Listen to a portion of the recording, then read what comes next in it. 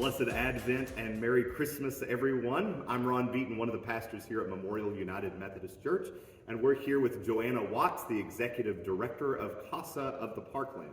This year, for our Christmas Eve special offering, our communion offering, that money will all be used to help and benefit CASA of the Parkland. And so here I'm with JoAnna, who's going to tell us just a little bit about what CASA is and what CASA does. So JoAnna, can you tell us a little bit about what CASA is and what CASA does? Of course. Well, first, thank you so much for this generosity of the congregation.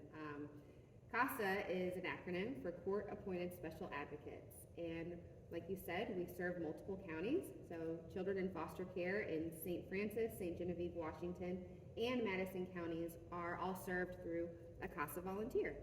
And our volunteers are members of the community who want to make a life-changing difference in the life of a child.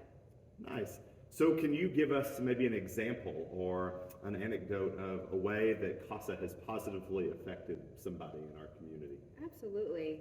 Every day our CASAs are working with one child or a sibling group that's in foster care, and we're really unique because we have that one-on-one connection. One CASA, one child.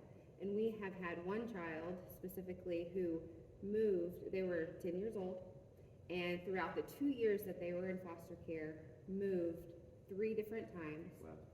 They had, I'm sorry, I messed up now. They moved 5 different times.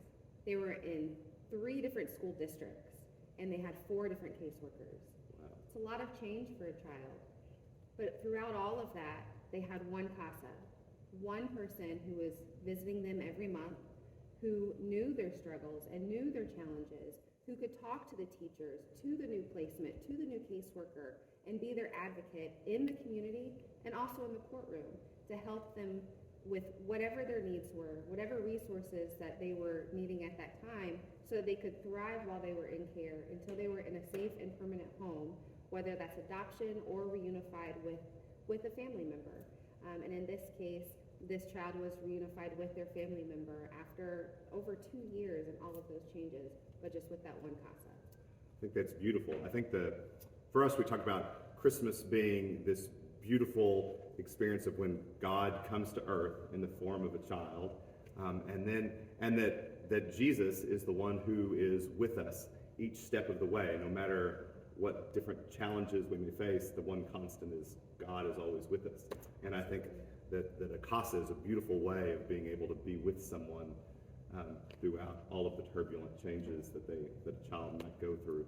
So I think it's beautiful work that you do. So how could somebody, one, become a CASA? Well, give me a call. Okay. That's one way. But online we have a lot of information on our website, casaoftheparkland.org.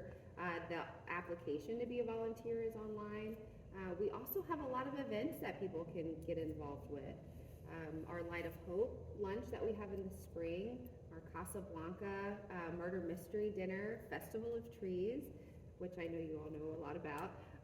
There's a lot of ways to support us, but even if being a CASA volunteer maybe isn't right for somebody, they probably know somebody that it would be right for. So help us share that message, help us share that mission, because together as a community is how we're going to make these changes for these children. Great. So we hope to raise some funds for CASA of the Parkland through our communion offering on Christmas Eve. What will those funds be used for?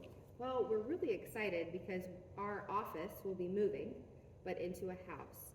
And this house will not just serve as an office, but also a place for our CASAs to spend time with the children. And since there's over 500 children in foster care in the areas that we serve, that's a lot of kids that we need to help.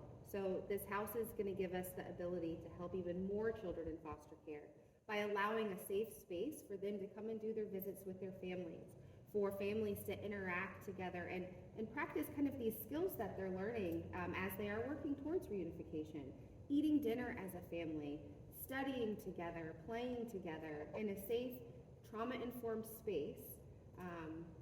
That's a lot of fun. Yeah. Well, it's really great. Well, thank you, JoAnna. I so appreciate the work that you do and the work that CASA does in the counties here around Farmington, and I look forward to partnering with you again in the future.